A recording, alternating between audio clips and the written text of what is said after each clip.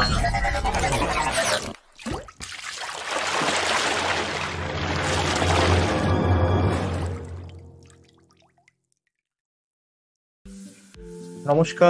আবারও আপনাদের সাথে চলে এসেছি স্টক মার্কেটে বিভিন্ন তাৎপর্যপূর্ণ ঘটনা নিয়ে আপনাদের সাথে। তো আমরা সারা সপ্তাহ জুড়ে যা ঘটনা ঘটেছে আজ এই সপ্তাহে স্টক মার্কেটে, আমরা সেগুলো নিয়ে একটু রেট্রোস্পেক্টিভ অ্যানালাইসিস করতে বসতে হবে। তার কারণটা হচ্ছে এটা উইকেন্ড এবং এই সময় আমরা পাই রিসার্চ অ্যানালাইসিস করার জন্য।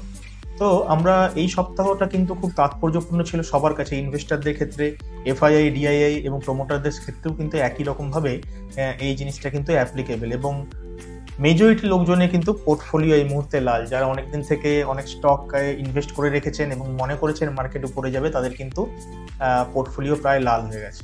আমরা দেখে নেবো ঠিক কি কারণের জন্য এই সপ্তাহে কি কি ঘটনা ঘটার জন্য এই সপ্তাহে স্টক মার্কেট কিন্তু এরকম ডাউন আছে। তো প্রথমেই আপনাদের একটা জিনিস দেখাবো।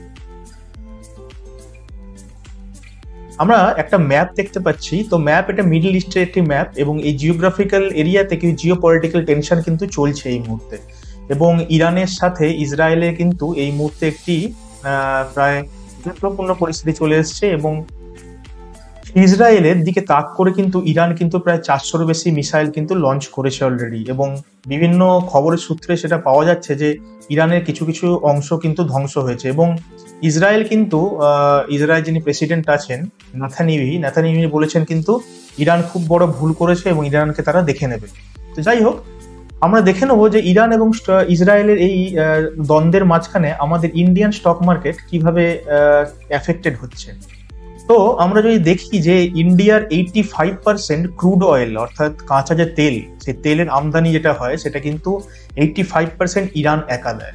এবং এই যে জিওপলিটিক্যাল টেনশনের জন্য কিন্তু এই রিজিয়ন দিয়ে যেখান থেকে অ্যাকচুয়ালি তেল আসে ইন্ডিয়ায়, সেই জায়গাটা কিন্তু এই মুহূর্তে টেনশনের জায়গায় আছে। এবং গালফ অফ ওমান এবং পার্সিয়ান গালফ যেখানে আছে, এই রিজিয়ন থ্রু দিয়ে কিন্তু ট্রান্সপোর্টেশনের প্রবলেমের জন্য তেলের দাম কিন্তু হু হু করে বাড়ছে। এবং যেখানে আগে $72 পার ব্যারেল তেল বিক্রি হতো, সেটা এক মুহূর্তে কিন্তু 75 বা 76 টাকা কাছাকাছি কিন্তু সেই দামটা কিন্তু এসে পৌঁছেছে।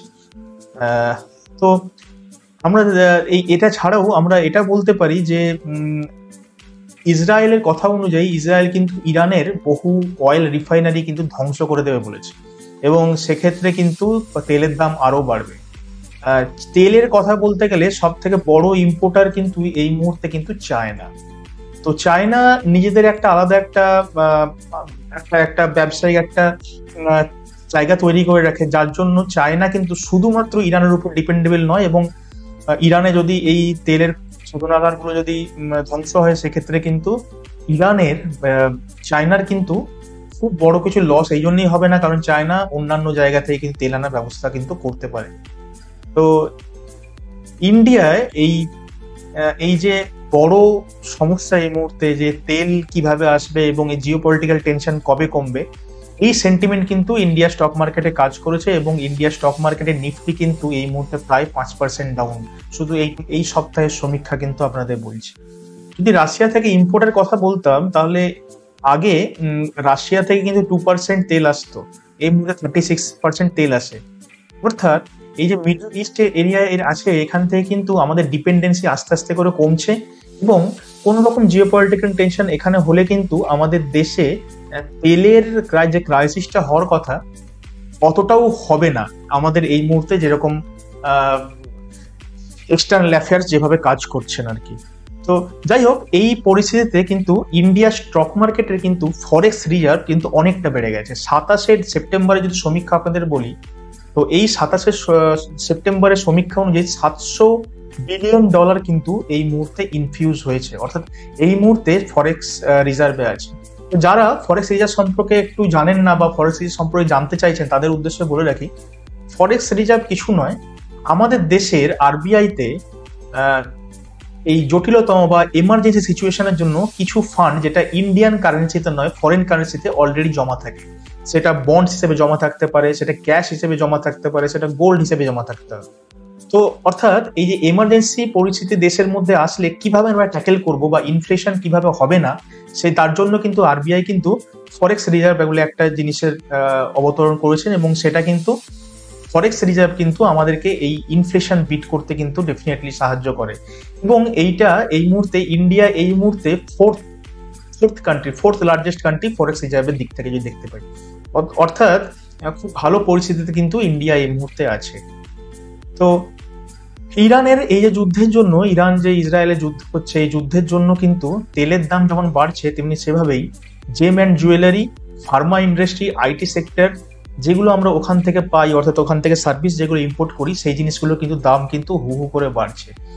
এবং যদি এই অংশের যে তেল শোধনাগার যেগুলো, সেগুলো যদি নষ্ট করে দেয় বা কোনো রকম ভাবে ড্যামেজ হয়, তাহলে কিন্তু ইন্ডিয়ায় তেলের দাম কিন্তু $80 পার ব্যারেলও বেড়ে যাবে, তার থেকেও বেশি, অর্থাৎ প্রায় 2 থেকে 2.5% কিন্তু সার্জ হবে।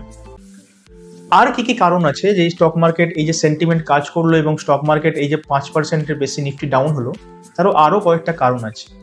যখনই আমরা দেখতে পাই যে এরকম তেলের দাম যুদ্ধ হচ্ছে বিভিন্ন জায়গায় এবং তেলের দাম বাড়ছে, তখনই কিন্তু ইউএস ফেড রিজার্ভ যে আমাদের রেট কাট করেছিল, সেটা কিন্তু রিভার্স করে দিতে পারে, অর্থাৎ রেট কাট কিন্তু বাড়িয়ে দিতে পারে।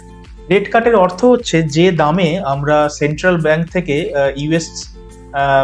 ইউএসএতে সেন্ট্রাল ব্যাংক থেকে বিভিন্ন ব্যাংক করে লোন নেয়, সেই লোনের রেট কিন্তু বেড়ে যাবে।